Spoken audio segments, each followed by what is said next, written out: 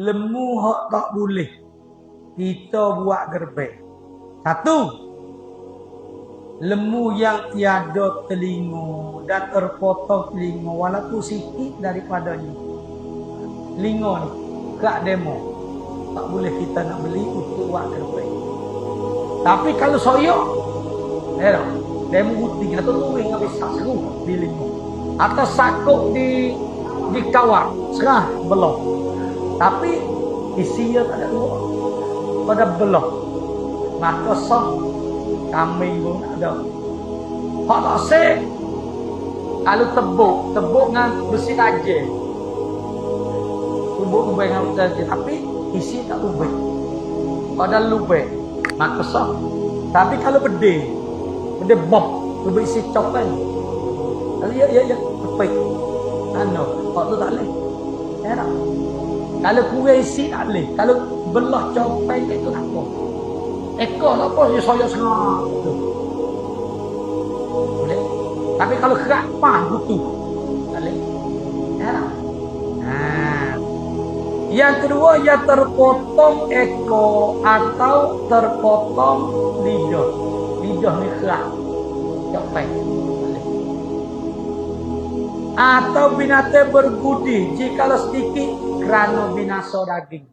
Lemu gudi. Naik putih, naik putih gudi. Tak boleh. Kerana daging kurang. Yang keempat, lemu yang sedang bunting. Lemu duk mengandung. Tak boleh buat gerbek. Yang kelima, lemu yang baru beranak. Bersumat. Anak dia makan pek lagi, tak lepas pek. Tak boleh juga buat gerbek. Sebab jahat daging. Daging tak boleh.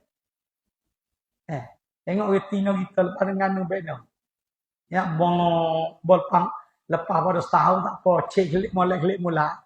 Buruk-buruk dari lono tu tengok. Tu ketika tu panggil jahat daging. Yang keenam yang sangat kuruh. Lemu kuruh.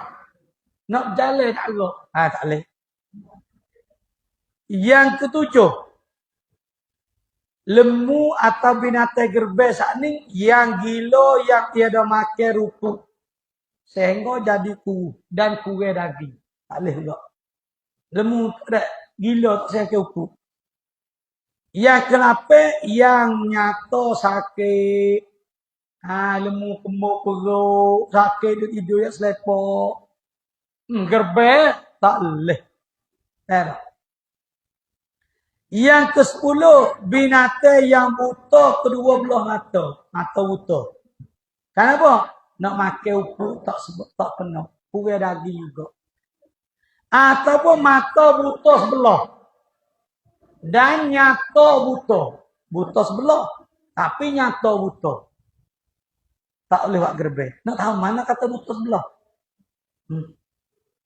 Misal kata mata nampak. Cerita ni kita gidik ni. Gilik aneh yo. Bawa gilik aneh dok, ia tak ada. Malah apa? Sebab ia tak nampak. Kalau gidik ni, ia paling sakit tak. Kan ia nampak. Bawa gidik ni. Hal ni tak nampak. Lain ni ia buta. Bila nyata buta, tak boleh.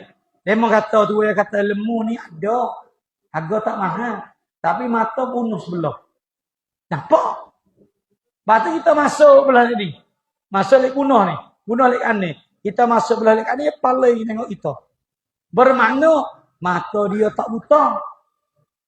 Tu sah gerbek. Cuma mata tu sakit.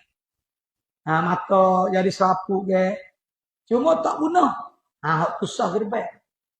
Kalau buta yang nyata, kata buta. Walaupun sebelah, tak boleh kita nak buat ibadat gerbek.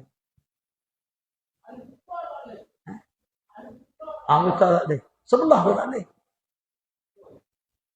Kalau kodam mata merah ataupun ada selaput, mata hitam tak nampak tapi bagi kita gidak tapi ya mah ya paling. Kita kira dia paling, makna dia nampak. Tak apa.